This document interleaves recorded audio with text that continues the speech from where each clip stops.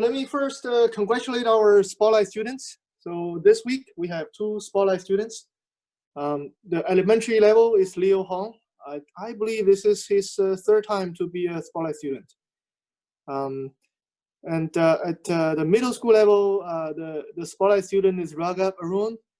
I think this is the 2nd time we have an elementary school student getting the middle school level Spotlight student recognition. I think there is a typo here. This is supposed to be level M. I will revise it.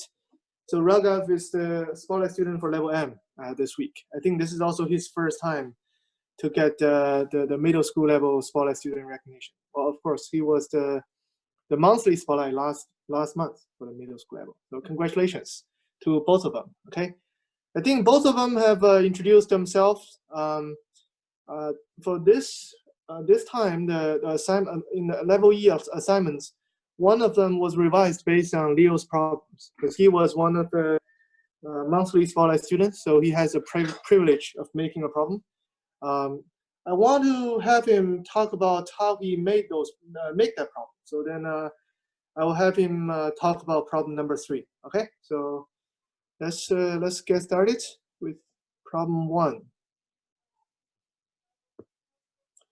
What is the sum of 2491's prime factors? Okay.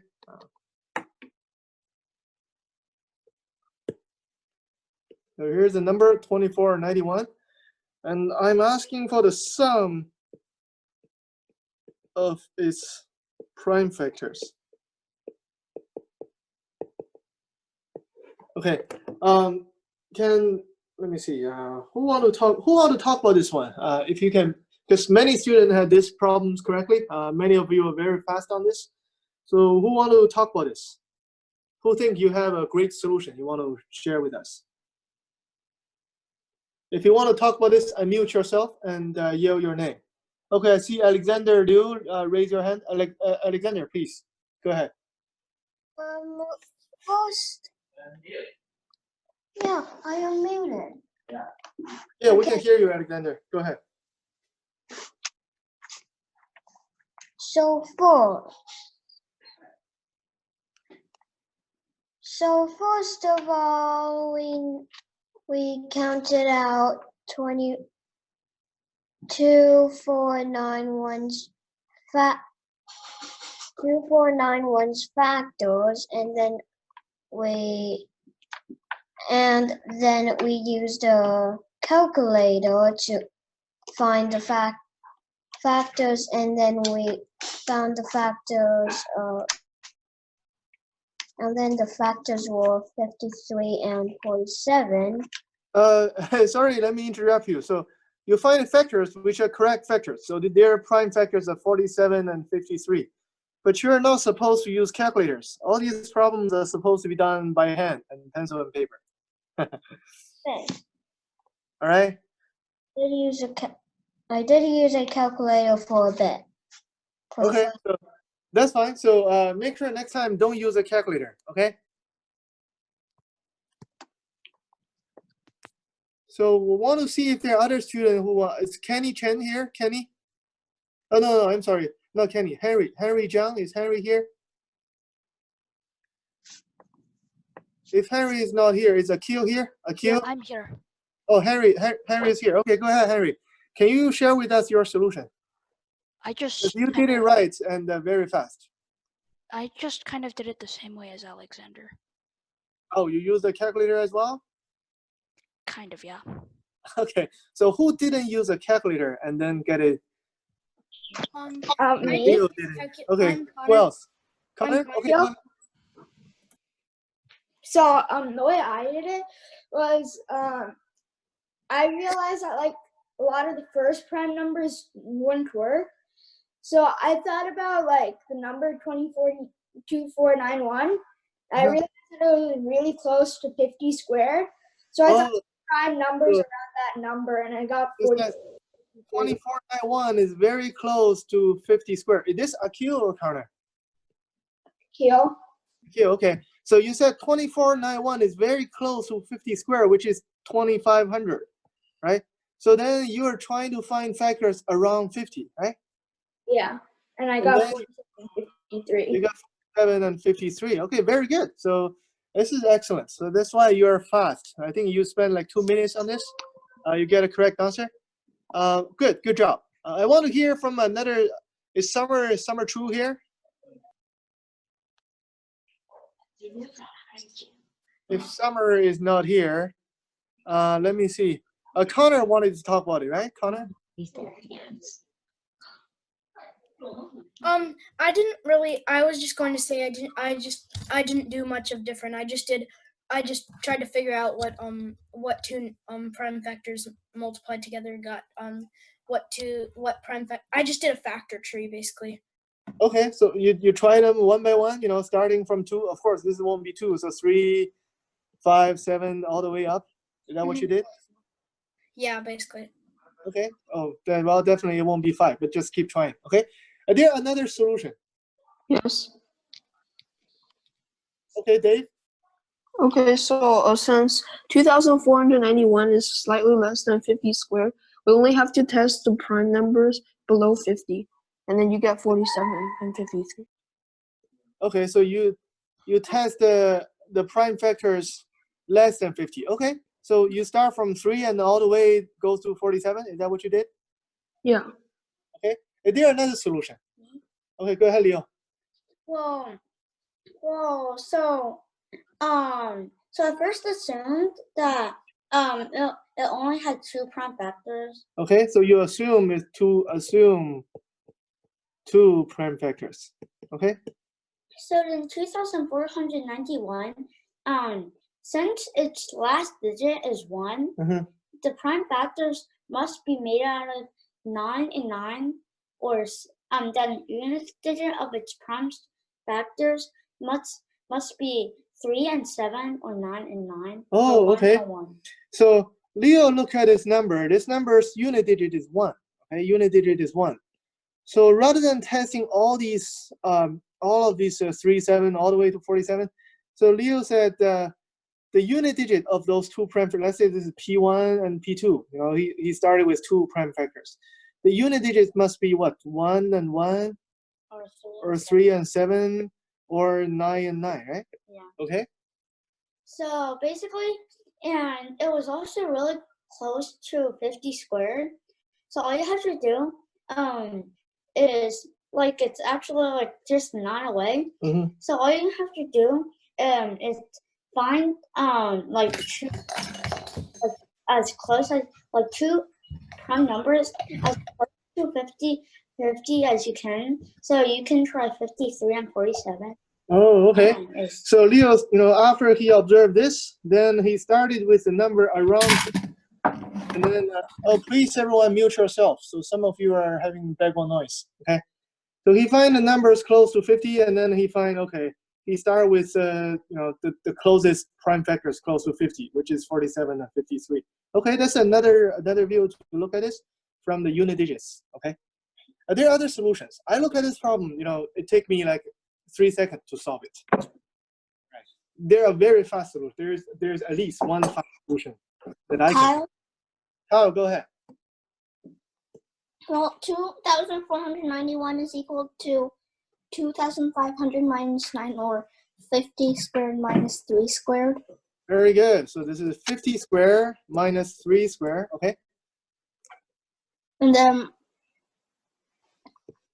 a squared minus b squared equals a plus b times a minus b. So this is plus 3 times 50 minus 3. This is 53 times 47, right? And both of them are prime, so it's 50 times 2. 100. Very good. So 53 plus 47 is 100. Okay. This will be what I would do. Okay. Very good. Very good. Okay. I think that's good. Most of you had this question correct. So let's move on to the next one. Okay. The next problem is a 10-digit number is divisible by 72. And I'm asking, what is b minus a? So first of all, many of you gave me the answer is 5. Okay, you were very close, but I was asking for b minus a, not a minus b, or A minus B, not the difference either. I was asking specifically for B minus A. So whoever gave me number 5, give me 5. That's very close, very close. Okay, so let's see.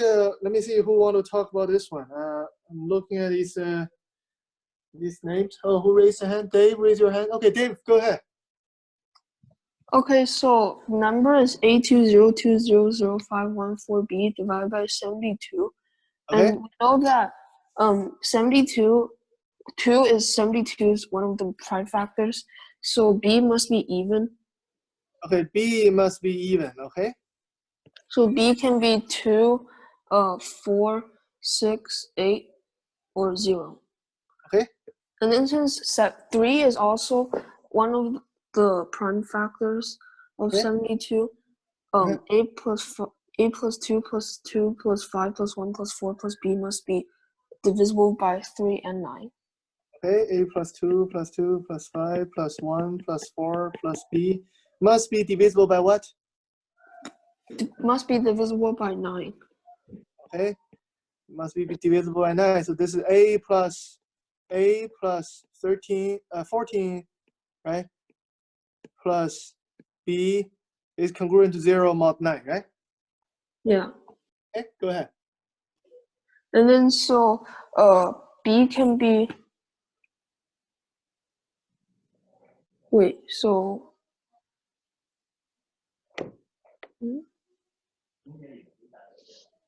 You want to think about it?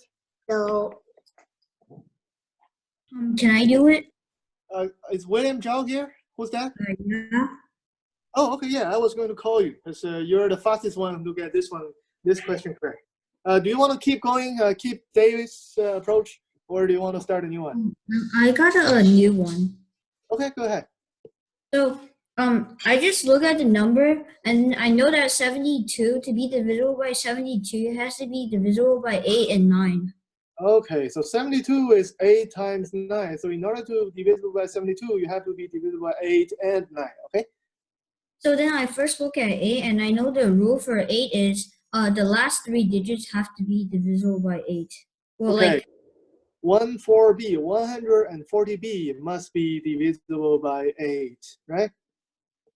and I know the rule is if it's if it's an odd 100 digits, then that means the tens and ones digits will basically 40 something. The 40 something can only be divisible by 4 and not 8. So then I know it has to be 144. So then Okay, B has B is 4. Right, so this is 144, okay? B is 4, okay? and then I just look at A, so then I know it's A202000514 B 4. So So A 14 plus B is congruent to 0 mod 9, right? yeah. B is 4, so means A plus 18 congruent to 0 mod 9, okay? And then?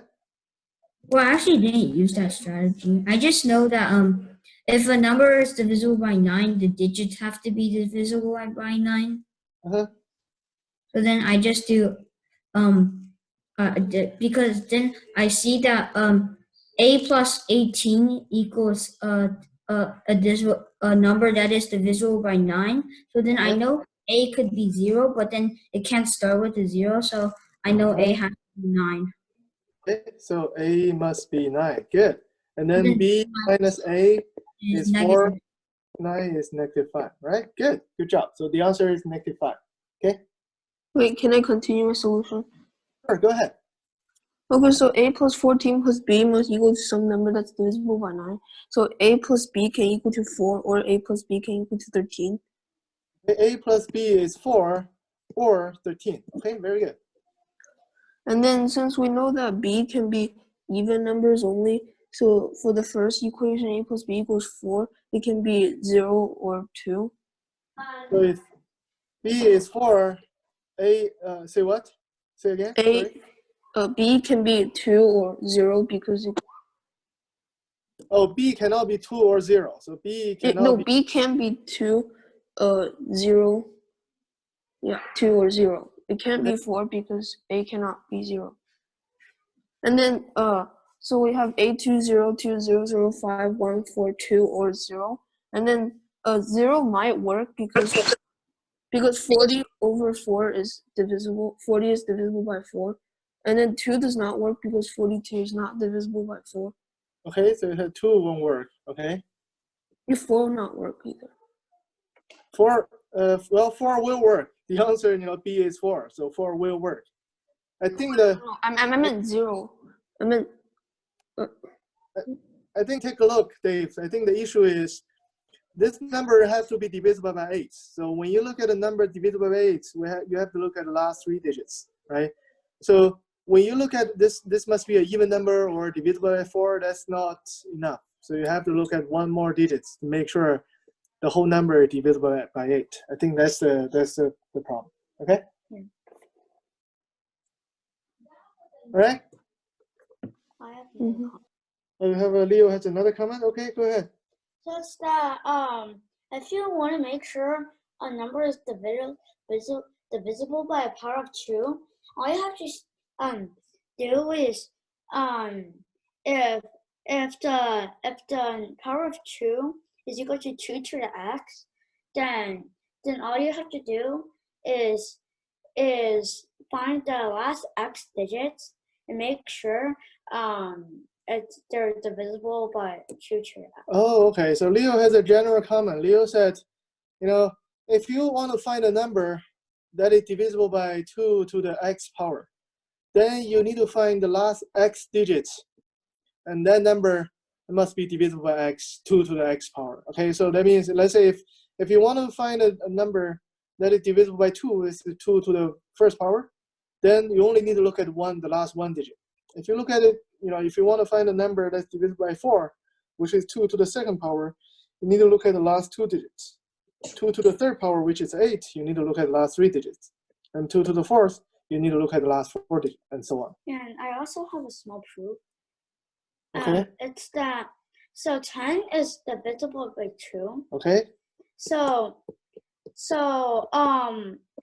for 2 to the first, you already know that the 10th digit 10 to the first would be divisible by 2. So if you multiply by 2, you need another 10 and so on. Yeah, for the interest of time, so let me finish this. So because 10 is divisible by 2, so if you want to see a number divisible by 2, up until the 10th digit, if you use the whole number up until the 10th digit, let's say if the last digit is 0, up until the 10th digit, they're all divisible by 2. So some number end with 0, all divisible by 2. All you need is to make sure the unit digit is divisible by 2. And the same apply to up to the 100th digit. If there are 2 zeros at the end, then it will be divisible by 2 to the square, 2 square. Okay, cool. Good. All right, so let's move on to the next one. Oh, the next problem I said is Leo's problem. Okay, go ahead, Leo. This is NBA, right? We're scheduling an NBA game. Well, actually, this type of problem, So, I didn't really just make up on myself. okay. I actually I think one time when I was doing another math Olympiad or something, there's this type of problem. Okay. So you sort of revise it from another math Olympiad problem. Yeah. Okay. So I already for any NBA game, if there are no overtime, then there are 48 minutes. 48 minutes. And it's a 5-on-5 league. Okay, 5-on-5. So if you just count the total amount of minutes any player that plays, then it would be 5 by 48. Okay, 48 times 5 is 240. So this is the total minutes on the court among all 5 players, or among all players, no matter how many players are there, because every time you can only put in 5 players there. So in a 48 minutes game, in total you can have 240 minutes of court time. Okay? Yeah. So last math Olympiad, there are only 2 players. There are only rotation players, and all-stars, I think. So in this problem, I wanted to add a third one, bench players, to make it a little bit. Yeah, let's focus on this problem. Okay. Yeah, go ahead. So then you see that a rotation player is 2 times a bench player. Okay, so you have bench player, rotation player, and all-star. Okay, if bench player is 1, rotation player 1 minute for every bench player, then rotation player will be twice as much as a bench player. Okay. Yeah. So all-star will be 3 times. 3 minutes. Okay. So for a bench, so then since there are 3 rotation players, So 3 rotation players.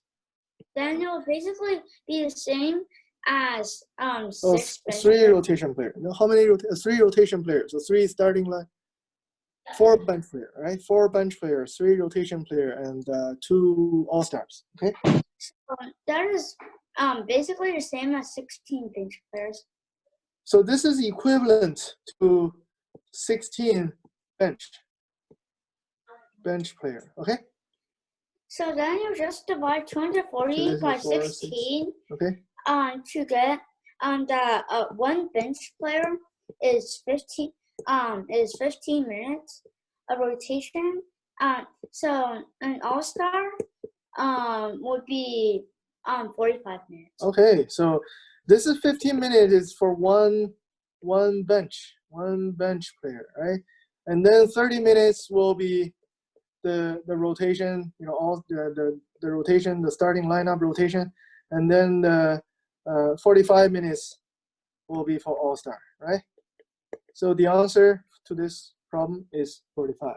Okay. Any other questions or solutions? I have a question. How do you get 16? How do you get 16? Oh, so this is how you get 16, right? So if each bench player is 1 minute, then 4 bench players will be 4 minutes, right? Yeah. And then if each rotation player is 2 minutes, because we have 3 rotation players, as among the starting lineup, there are 5 players, 2 are all-star, the other 3 are rotation. Then it's 6 minutes for the rotation players.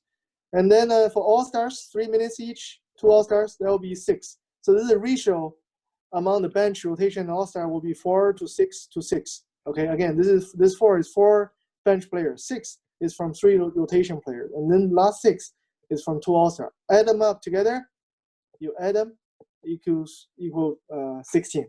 That's how you get 16. So basically, they're equivalent to 16 bench players. Okay. Okay. Any other questions or comments? I did it a little differently. Okay, Akil. Yeah. So Go ahead. I did it similar but different. So what I did, I also did 48 times 5 to get 240 minutes total. Okay, this is your first step. Yeah. Then after that, I made an equation. Mm-hmm. So our equation was 2 times 3x plus 4 times x plus 3 times 2x. 3x is for the all-star players, x is for the bench players, and then 2x is for the other starter players. Like this? Yeah. So Right, so this equal to 240, right? yeah, that's all. Go to 240. And then when I simplified that, when I simplified it, I got 16x is equal to 240, Okay. which gave me x is equal to 15. Okay. And then since it asked for an all-star player, I multiplied that by 3 and got 45. Okay, great. So yours is an algebra way of doing this, right? Good, very good. And you set x as the number of minutes that a bench player plays, and then a rotation player will be 2x, all-star will be 3x. You add them up, it's 240, and solve this linear equation. You get x is 15, and then multiply by 3, you get 45. Very good. Okay. I have another solution. Go ahead, Dave. So the maximum amount of time a bench player can play is 16 minutes. Because How do you know that? because a All-Star player can't play more than 48 minutes. Oh, I see. It's an interesting view. So you're using these whole numbers, right? But this problem didn't say each player only play an integer number of minutes, right? So the all-star player may be playing 40, maybe 43, and 46.5. It's possible. Oh.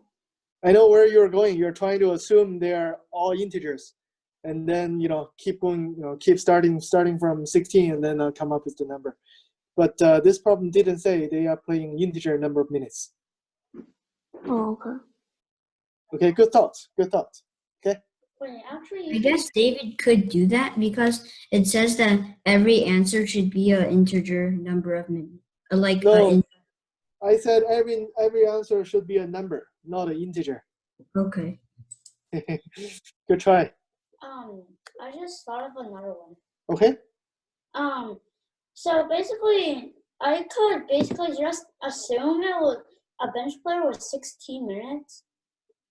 How can you do that assumption? Huh? How can you assume they are 16? I was thinking if you assume that, then at the end you can see the extra amount of minutes, and then you can Oh, I see. So what Leo's saying is, if you're assuming a bench player a number of minutes, let's say I wouldn't start from 16. I would just start from a number so we can work it backward. Okay. So let's say if a bench player, I'll do 10 minutes. Okay. And then a rotation will be 20, and then an all-star will be 30, and then you add up. So this is 4, this is 3, this is 2. You add them up. So this is 40, this is 60, this is 60, and in total you're getting 160, and this is less than 240, right? Yeah. So you need to increase the number of minutes for bench, and then you just keep increasing it. No, actually, there's a way to just stop it. Okay. So it's it's less by 80. Okay, okay.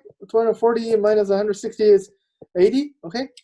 So if you increase the bench by 1, then the total increase would be 1 times 4 plus 2 times 3 plus 3 times 2, which equals 16. That goes back to good thoughts. That goes back to that the original way of doing it, right? So every 1 minute of bench player, that's 16 minutes of the team.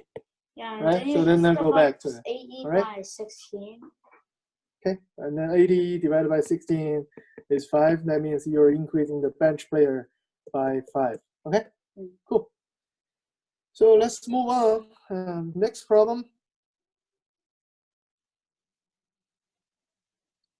Okay, this is a scheduling problem. Okay, who want to talk about this one?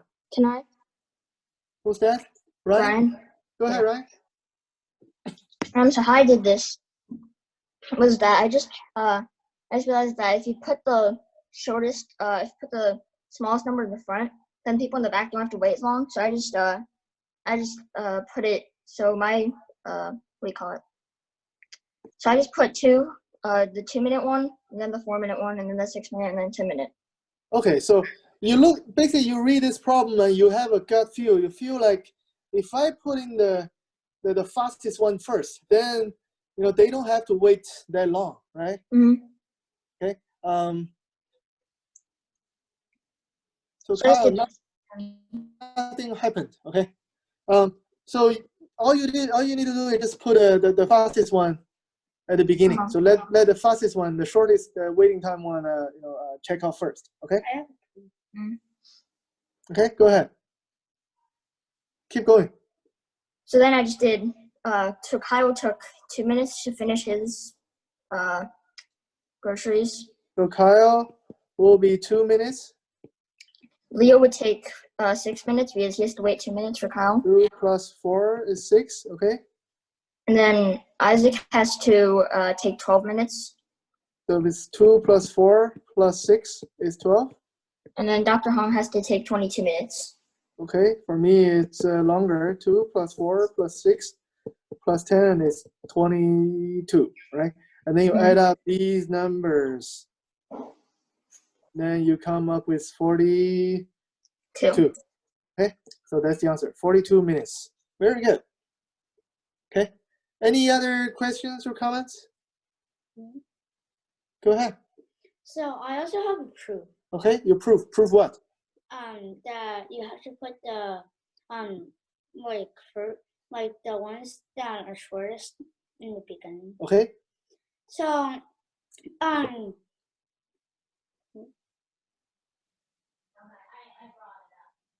So Kenny, I will answer your question later. Okay. Keep going, Leo.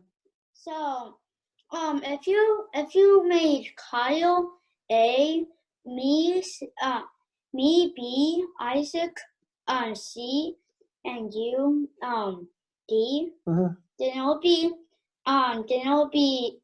the total would be for Kyle will be A, and then for me it will be A plus B, Uh-huh. and then A plus B plus C, and all the way to A plus B plus C plus D. Uh-huh. And if you add those up, you get 4A plus 3B plus 2C plus D. Okay. 4A plus 3B plus 2C plus D. Okay. So you want to if you want to minimize that, then you have to minimize the variable with the largest coefficient. Okay, so you have to minimize the variable with a large coefficient, because otherwise you're multiplying it by 4 or by 3. So you put smallest number here, right? So 2, 4, 6, and 10, right? Yeah. Good proof. Okay. Are we all good with this? So let's. Oh, by the way, so Kenny, it may take 10 minutes. One time I went to a grocery store. It took 20 minutes to check out because I bought a lot of stuff. All right, and this meant to be realistic. Okay, I like what Ryan just said. This meant to be realistic because I meant to have you guys, the youngest one, have the smallest bag, the smallest bucket, and then the older one have the bigger bucket. So I will be having a big cart, and then Isaac, who is the second tallest among all of you, so Isaac will have probably a full bucket, and then Leo and Kyle will have smaller buckets. Okay. All right. Any other questions or comments? If no, let's move on to the middle school ones. Okay.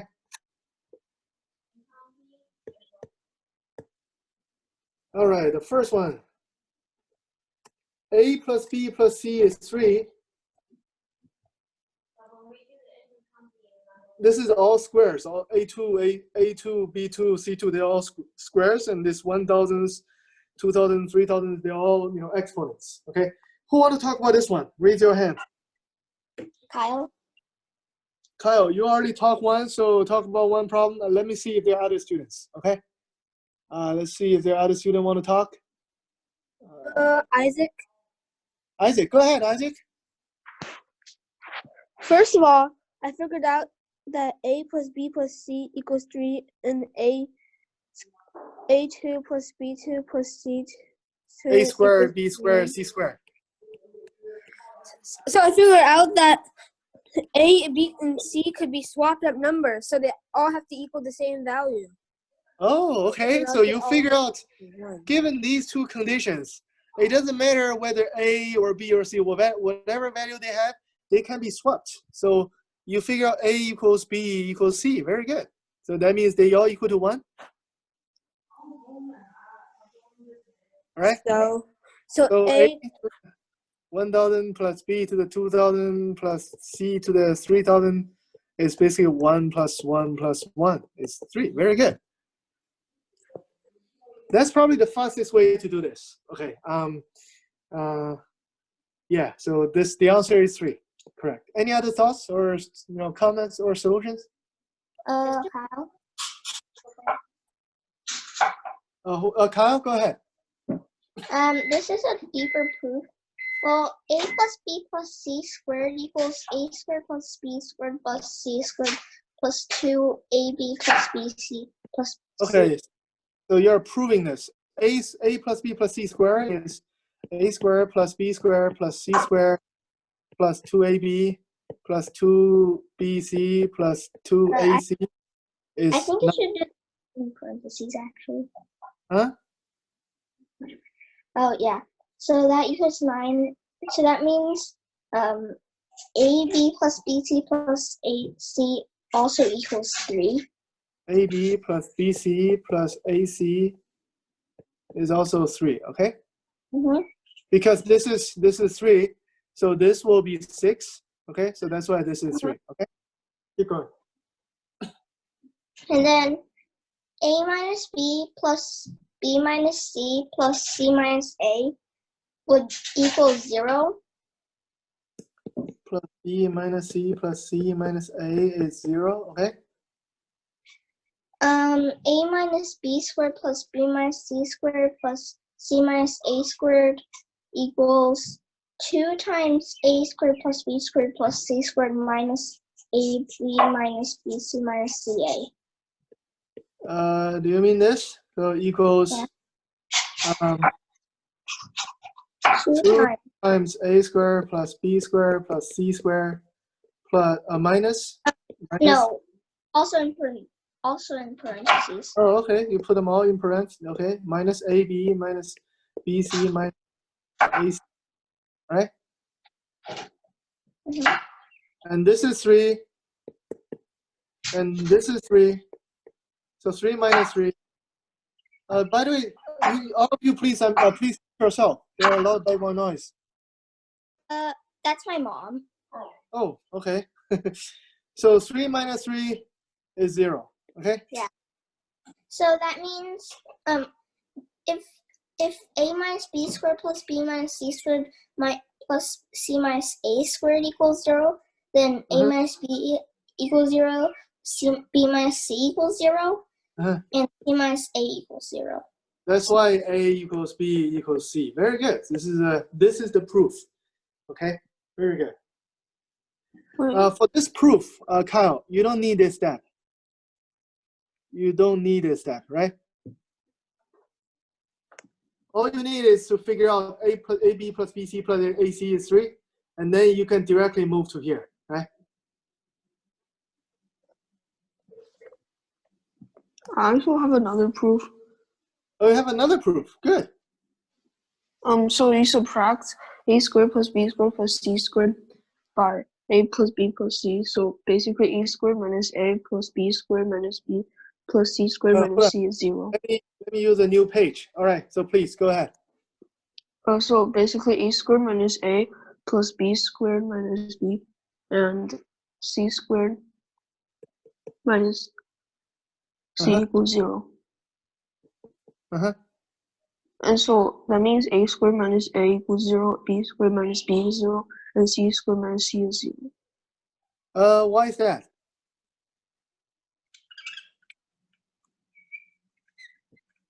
How can you go from here to this is 0, this is 0, this is 0? Why?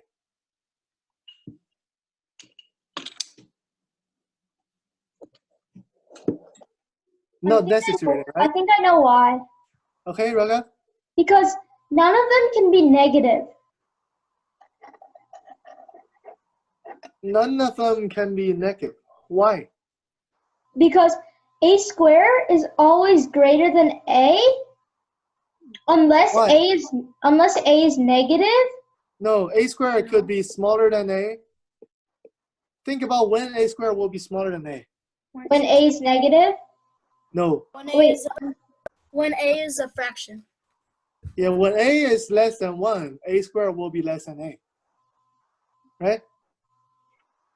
And also, a negative number of squares is equal to that thing is equal it's not negative, it's just positive. Right. If A, let's say if A is negative 2, A squared will be negative 2 squared, which is 4. Right? There's also I think there's probably also another place where where a squared is less than a when, well, I guess this might not be true. Well, this is how you solve that inequality. I think you probably learned that in algebra 1. So when a squared, if you want to solve this, a squared less than a, there will be a squared minus a less than 0.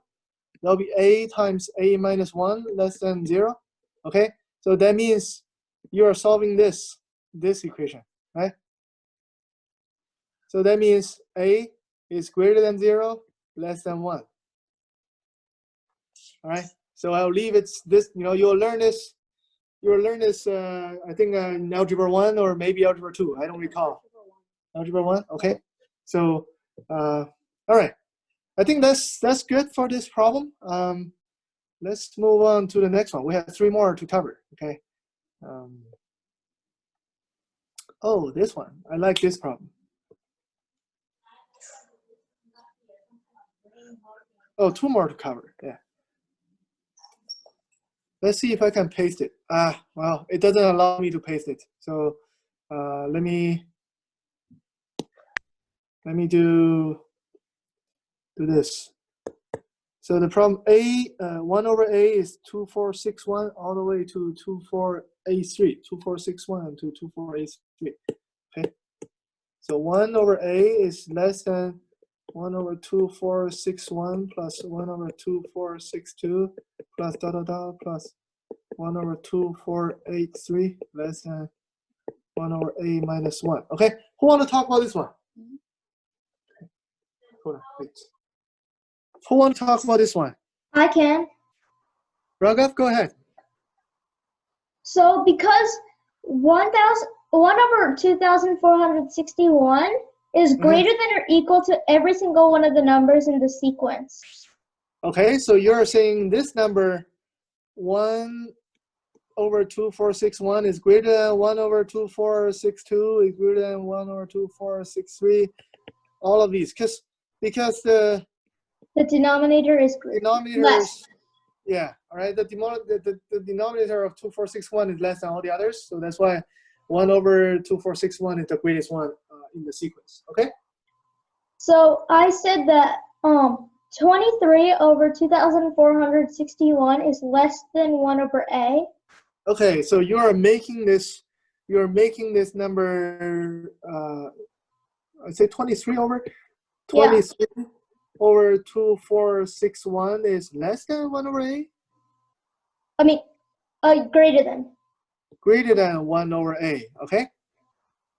And then I did the same thing for 1 over 2,483. Okay. And then I made the inequality. Okay, so that will be 23 over 2483. Is less than 1 over A. Less than 1 over, you mean A minus 1? No, 1 over A. 1 over A. Why? Less than 1 over A? Yeah. Why is that? Because 1 over A is greater than 20. Oh yeah, it's 1 over A minus 1. 1 over A minus 1. Okay, keep going. And then I found out that 23 over 2,461 is 1 over 107. Okay. Basically, you reduce, right? Yeah. Okay. And that means 1 over A is less than 1 over 107. Okay. So that means 1 over 107 is 1 over A minus 1. Why is that? Because so 1 over A could be, look, 1 over A could be 1 over 110, right? 110 is also less than this. So why this has to be 1 over A minus 1? Because it cannot be A cannot be greater than 108. A cannot be, yeah, so A will be greater than or equal to 108. Why it cannot be greater than 108? Because 23 over 2484 is 1 over 108. Right, so you have to look at this side as well. So 23 over 2484 is 1 over 108. all right? And then 2484 is bigger than 2483. That means 1 over 108 is less than 1 over a minus 1, right? Okay, so that's how you get this. A has to be 1 over 8, and a minus 1 is 1 over 7, right? So the answer is 1 over 8. Good. Any other questions or comments? So when you see these inequalities, you can make it bigger and smaller. So if A is less than B, okay, and B is less than C, then A is less than C, okay? You can use this B as a bridge. And in this case, Raghav used 2461 and 2483 as a bridge. So from 2461, there are totally 23 numbers. So Raghav enlarge this, make it 23 over 2461. And since a minus 1 less than the sum of this sequence, so I mean not a minus 1, 1 over a is less than the sum of this sequence, then 1 over a will be less than 23 over 2461. Okay, and then reduce it. It's 1 over 107. And the same, Raghav reduced this sequence by multiplying the whole thing with 23. So 23 over 2483. And that's not enough because 2483 is not divisible by 23. And then he further reduced it, make it 23 over 2484. And that's 1 over 8. Okay. Then 1 over 8 is less than 1 over a minus 1. So a minus 1 is 107. A is 108. Okay. Clear? I have sorry. Any questions or comments? I Okay. have Another solution. There was another voice as well. Let me see if there's another guy who, okay. This is Bella. Okay, go ahead, Bella. So I use this formula. It's called Gauss's law, like sum of consecutive numbers. Okay. So normally when they're just integers, you do the first number, which is a plus b, and then the difference between those numbers is n. Let me write put in a new page. So please start A and B. What? A plus b. Oh, A plus B. Okay. And then you do in a quantity. Like this. In a quantity, like parentheses. Okay. And then n would be the difference between those two numbers over 2 times n over 2. Times n over 2. So, okay. What is this? This is the sum of arithmetic sequence? Yeah. So the sequence start from A and then end with B, and they are totally n numbers. So the sum of them will be A plus B times n divided by 2, right? Yeah. Okay. So since this is a fraction, it'd be 1 over 2,461 plus 1 over 2,483. And then that would be multiplied by 23 halves. Okay. So when you simplify it, hold on. Is this number equal to 1 over 2461 plus 1 over 2462 plus plus 1 over 283? Do they equal? Are you sure? Yeah, that's this law that is called Gauss's law. Can anyone prove or disprove it? Me? Okay, go ahead, Leo. So, First of all, do they equal or not? No. Why not? Because the difference between any true numbers in the any true numbers in this sequence that are consecutive is not the same. So because let's say the difference between these two is 1 over 2461 minus 1 over 2462, right? 62. Okay. And then the difference between the next two is 1 over 2462 minus 1 over 2463. let's see if these two are equal. Okay, these two. This is 1 over 2461 times 2462. This is 1 over 2462 times 2463. So apparently these two numbers are not equal. That means this sequence is not an arithmetic sequence. So that means you cannot really apply the Gaussian formula here. Got it, Bella? It's not the arithmetic sequence, it's a sum of consecutive numbers. They are not consecutive numbers either. I mean, they are consecutive unit fractions. They are not really consecutive in the sense that the two numbers next to each other, they are the same number. I mean, the same difference. Okay, well, I still got 108. Yeah, because this is really this is an approximation. You're using this as approximate of the whole sequence. I think that's how you got a number. But I think this is lucky. You're lucky this time.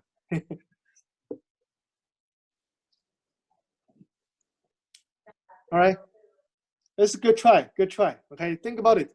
Think about how you got this. How this hold. Okay, how this hold. If you have a number, a series of numbers, all from A to B, starting from A and with B, in what condition this sequence? I mean, the sum hold like this. Okay, definitely not for the unit fractions.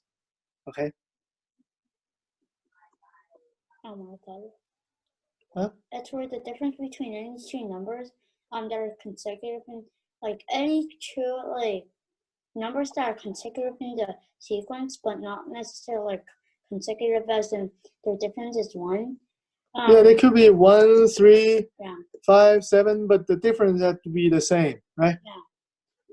Okay. It works only if the difference is all the same. All right. Any other questions or comments? And Bella, good try. Good try. Okay. Any other questions or comments? If no, let's move on to the last one.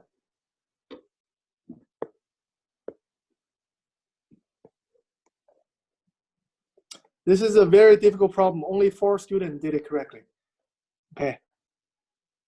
So who want to talk about this one? Do you want me to? Well, the answer to this one is 3. So who want to talk about this one? No, it's 15. Oh, sorry, it's 13. Who want to talk about this one? No. Who's that? Raga. Raga? Okay, so as one of the only 4 students who did this correct, you're one of them, and you're the spotlight student of the week for the middle school level. You have the privilege of talking about this problem. Oh, by the way, you're the monthly spotlight student too, right, for April? Oh yeah. You have the privilege of turning me 2 problems because you are the spotlight student for both elementary level and middle school level. So you can turn me 2 problems. You can create 2 problems. Okay. Are you working on it? Yeah, I finished the middle school level, but I'm working on the elementary level. Very good. So whenever you finish, you can send it to me and make sure the answer has to be a number. Okay. So you cannot give a problem and say, hey, prove this. That's that's not gonna work because we want the answer to be a number. Okay. Okay. All right. So please go ahead with the third problem here. So what I did was, because we had to find the consecutive weights, I tried numbers. Like first I started with 1 as the first number. And then I saw if 2 was the second one. Okay. Then the number, the next one can only go up to 7. 7. Because I mean, no, not 7, 6. 6. I mean, sorry. No, 7. Not 7, not 6. Okay, 7. Because with 7, you can get a 4, but you cannot get you can get anything up to 10. Oh, okay. So basically, you're saying with these numbers, apparently you can get 1, right? Just directly using 1 to measure 1, right? And you can get 2 because you have 2. And you can get 3 because 3 is 1 plus 2, right? And you can get 4 because 4 is 7 minus 1 plus 2, right? Yeah. And then how about 5? 5 is 7 7 minus minus 2. 2. And then 6 is 7 minus 1, okay? 8 is, I mean, 7, 7 is 7. Okay. 8 is 7 plus 1. 9 is 7 plus 2. 10 is 7 plus 3. But the answer is 13, not 10. Yep. So I knew it can only go up to 10, and then I tried 1 and 3. Oh, okay. Then you tried 1 and 3, okay? Because with 1 and 3, you can get 2 by 3 minus 1. All right. Yeah. So 1 is 1. 2 is 3 minus 1. 3 is 3. 4 is 3 plus 1. Okay. And then I saw that the greatest value that you can get is 9 as the last one. 9. Because you can 10, use 9 as 9 minus 3 minus 1 is 5, right? yeah. That's how you cover 5. Okay. Mhm. And then 6 is 9 minus 3. 7 is 9. How do you get 7? 9 minus 3 minus 1. 9 plus 1 9 plus 1 minus 3. Yeah. And then 8 is 9 plus 9 minus 1. 9 is 9. 10 is 9 plus 1. 11 is 9 plus 3 minus 1. 12 is 9 plus 3. 13 is 9 plus 3 plus 1. Very good. That's the answer. And then just to make sure that 13 was the only number, I tried where 1 wasn't the last digit and where 2 wasn't. And then I did 2 and 3. And then I tried if you can do 2, 3, and 9 and still make it work. And you couldn't. Couldn't, right? So there are a lot of things you need is 1, right? Yeah. Very good. Very good. So 3 is the answer. 13 is the answer. Okay. Any other questions or comments about this problem? I have another comment. Okay, go ahead. If you already know that 1 and 3 can make 1 through 4, then all you have to do is non-subtract all these values to get 5, 6, 7, and 8. Yeah. Oh, okay. Yeah. So because 1, 2, 3, 4 are all from 1, 2, 3. All made from 1 and 3. So you can use 9 subtract 1, 2, 3, 4 to come up with 6 and 8. Right? Yeah. Very good. Okay. Any other questions or comments? So many of you probably didn't understand what this problem was asking for, right? So the problem is really, asking you to choose the weights, choose these fundamental weights so that you can use them to measure all the other weights. But then there is a condition. The condition was I cannot use one or more unlabeled weights to measure another unlabeled weight. That means, let's say if I already use this to measure weight 8. Okay, so let's say there's another weight in my gym. I measure it. I know it's weight 8. I cannot use this weight 8 together with 9 to get 17. Okay, that's something we cannot do. So we can only use a labeled weight to confirm the other weights. That's the rule. Okay, that's a constraint. Well, I think that if you correctly do that, you might be able to label infinite weights. Yeah, if you can use unlabeled weights to continue measure the others, you can measure big weights. Okay. No, actually, all you have to. And another thing about this is many of you gave me answers 1, 2. Give me answer of 10. 10. I think many of you thought of 1, 2, and 7. Okay, but didn't realize you can actually use 1 and 3 to measure 2. You don't have to have a labeled weight 2 to measure 2 pounds. You can use 1 and 3 to measure 2. Okay, because this is a scale, right? This is a scale. You can put 3 here and put 1 here and then put the other question mark, the 2 pounds. If they balance, means that is 2. Okay. All right. Any questions? Any other questions or comments?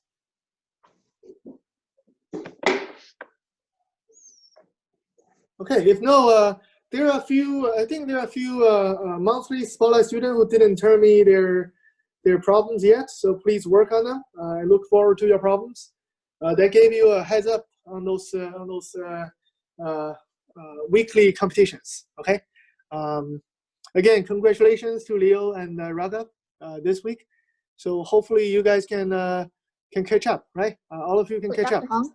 Yes, right? What are the problems due for like creating the problems? Oh, creating problems?